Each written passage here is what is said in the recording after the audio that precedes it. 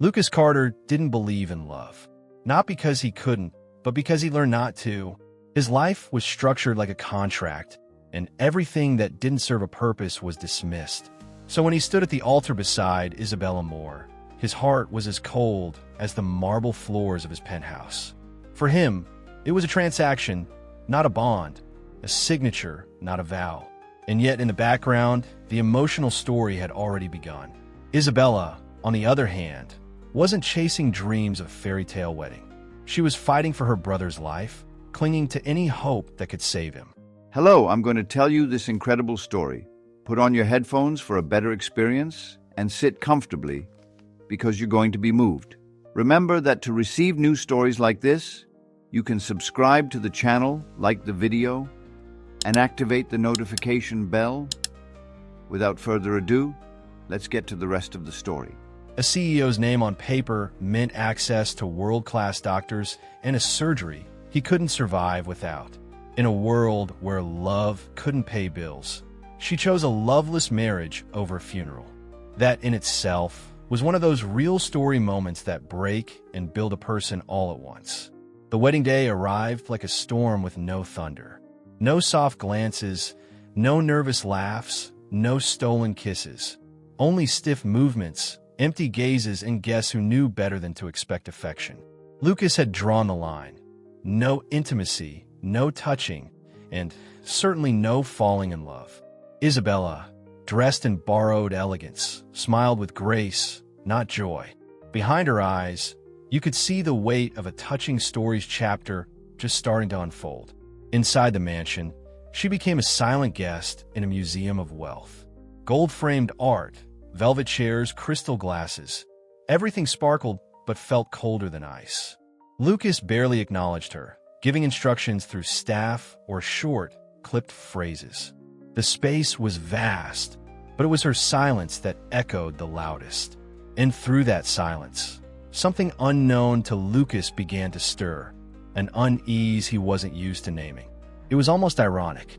The man who had it all, money, power, control, couldn't control the one thing he never valued, connection. Isabella didn't beg, didn't chase, didn't cry. She stood still, carrying her burden quietly, with a strength that wasn't loud, but undeniable. Lucas saw it. He just didn't know what it meant yet. Still, this emotional story wasn't going to wait for him to catch up. And though their arrangement was cold and calculated, life has a strange way of reshuffling the cards. What begins as indifference can shift without warning, and what we swear we'll never feel often finds us in the quietest moments. Isabella wasn't looking for love either, but somewhere deep down, a small flame waited. Something real, raw, and impossible to ignore. Even Lucas, in all his detachment, would soon learn that contracts can't silence hearts. Because love doesn't knock. It crashes in uninvited, messy, inconvenient, and often just when we think we've sealed ourselves off for good. That's when things start to change, not all at once, but in whispers, glances, and actions we can't explain. Lucas's carefully guarded world was about to be disrupted, and it all started with a woman who walked into his life and refused to disappear. Isabella entered the mansion not as a bride, but as a guest no one welcomed. The staff offered her polite nods, but their eyes mirrored Lucas's indifference, cold, transactional, distant. Every corner of the house screamed opulence, yet it all felt like a stage, waiting for real life that never came. There were no traces of warmth, no signs of joy, just shadows of a marriage that never stood a chance. She wasn't allowed into his heart, nor truly into his home. Lucas treated her with the kind of civility you reserve for a stranger sitting next to you on a plane, cordial, detached, brief. Nights passed in separate rooms, mornings in silence, dinners in the echo of ticking clocks. But what Lucas didn't expect was how completely she'd carry on without him. And that's where this emotional story really began to breathe. Instead of fading, Isabella found light in the pages of her books. She returned to her tiny bookstore, her sanctuary, the one place she still felt human. While others might have drowned in loneliness, she built a raft of purpose and floated forward. Real story moments often happen when no one's watching, And that's exactly what she gave herself. A reason to keep existing, even when love was nowhere in sight. Lucas noticed, though he never said a word. From his office window, he watched her walk alone, carry boxes, help customers, smile at children. There was a fire in her he hadn't expected, a quiet rebellion against the cold reality he'd forced her into. And for the first time, it wasn't pity or pride he felt. It was something he couldn't quite place. A tug in the chest, subtle but undeniable. Her independence became a mirror he wasn't ready to face. He had assumed she'd wait for him, beg for affection, play the role. But Isabella refused to be a background character in his life. She chose her own narrative, her own identity. And that, oddly enough, intrigued him more than he liked to admit. Maybe the very thing he feared, emotion, was starting to seep through his carefully constructed walls. Sometimes, the most touching stories aren't the ones filled with grand gestures, but the ones where people simply choose to keep going. Isabella did just that, without drama, without bitterness. Her quiet courage became louder than Lucas's silence, and every act of resilience she displayed planted something inside him. Not love, not yet, but something real, something dangerous. And that danger was emotional vulnerability. Lucas didn't know it, but his fortress had cracks, and Isabella, without even trying, was slipping through them. He told himself he was still in control, that nothing was changing. But deep down, change had already begun.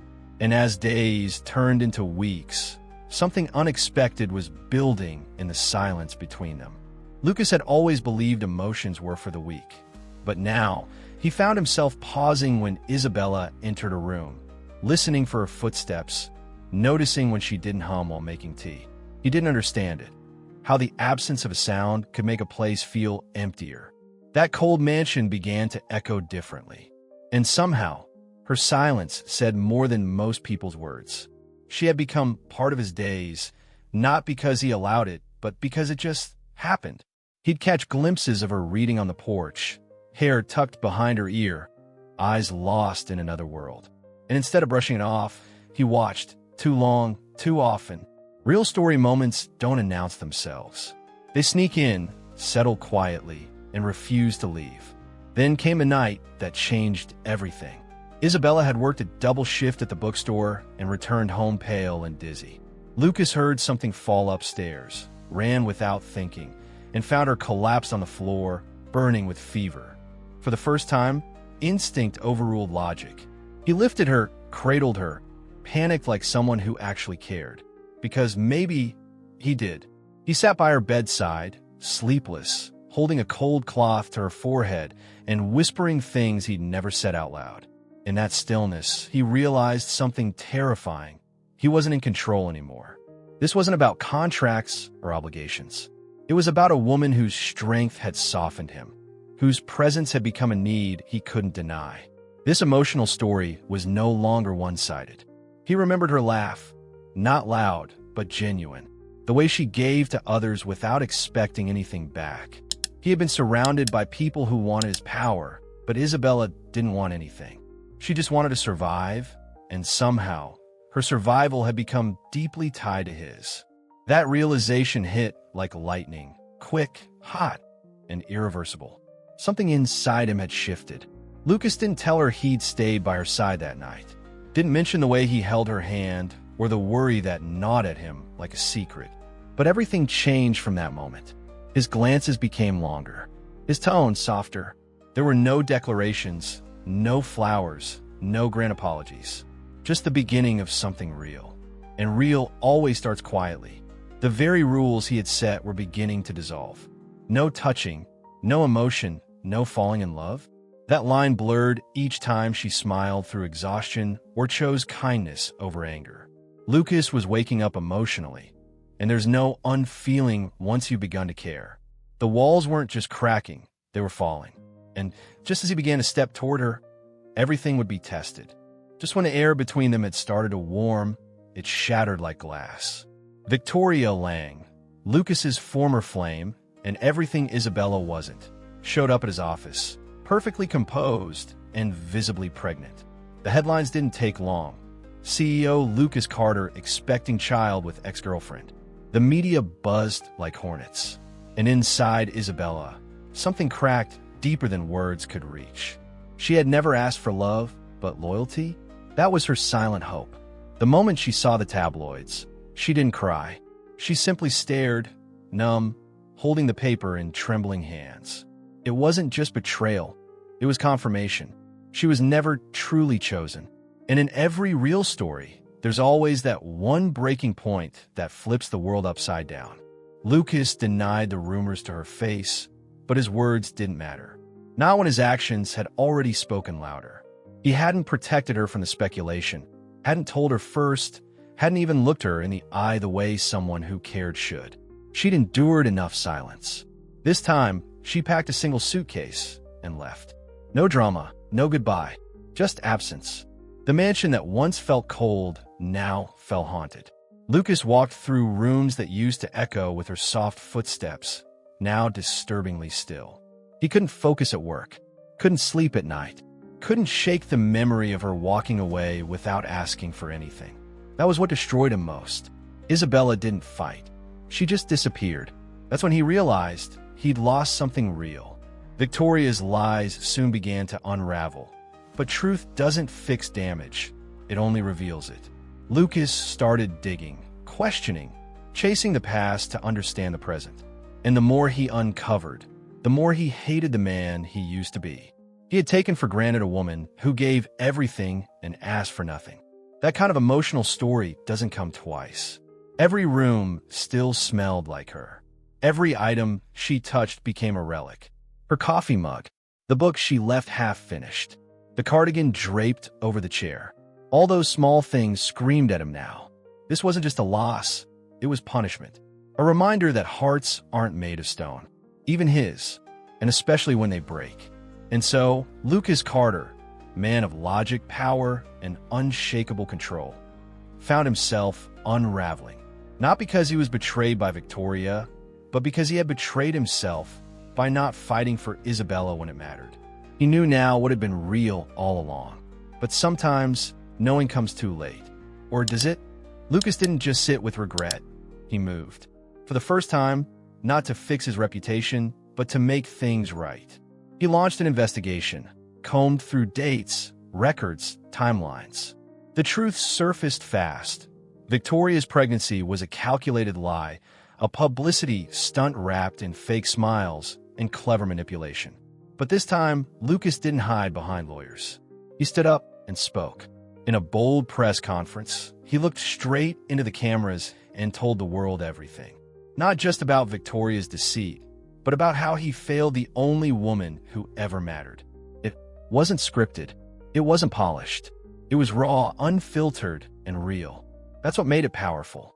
And for the first time, his emotional story became public. No longer about headlines, but heartlines. But clearing his name wasn't enough. Not for Isabella. Not for her brother. Not for the months she spent surviving heartbreak alone. Lucas left the city behind, tracking her down like a man chasing more than forgiveness. He found her in her hometown, working part-time while taking care of her brother. Her hands tired, her smile faint, her soul still quietly beautiful. He didn't bring flowers. He brought truth. And with trembling words, he said what should have been said long ago. I'm not here out of obligation. I'm here because I love you. No walls, no arrogance, no distance. Just a man stripped of pride, standing in front of the only person who ever truly saw him. That kind of moment lives in real story territory, deep, messy, unforgettable. At first, Isabella stayed quiet. The pain hadn't vanished, but she could see the change. This wasn't the cold, distant so she once married. This was someone transformed by loss, cracked open by consequence. And maybe, just maybe, people can change, not because we demand it, but because they finally want to. Her silence wasn't rejection. It was consideration. Lucas reached into his coat and pulled out a small, simple box. No crowd, no photographers, no spectacle. This time, he whispered, I'm not asking you to marry me for anyone else. I'm asking for us. His voice cracked. Her eyes filled. The world stood still, just long enough for a second chance to take its first breath. She said yes. Not for money, not for duty, not even for her brother, who now stood smiling weakly behind her, knowing his sister deserved happiness too. She said yes because something real had grown in the ruins of what once felt fake. A touching story's kind of love built not on perfection, but redemption. And the best part? Their story was only just beginning. Now tell me, what would you do if the person you loved only realized your value after you were gone? Would you forgive them? Would you walk away for good? Or would you believe that people, when truly broken, can change? This wasn't just a touching story of heartbreak and healing. It was a real story of how love sometimes arrives dressed as duty and only reveals itself when everything falls apart. And let's be honest, how many of us are stuck in something that looks perfect on the outside, but feels like a prison inside? I want to know your thoughts. Do you believe love born out of obligation can turn into something real? Leave your answer in the comments. This story isn't complete without your voice. And if stories like this speak to your heart, don't forget to subscribe to the channel and hit the bell icon so you never miss the next chapter in our emotional story collection.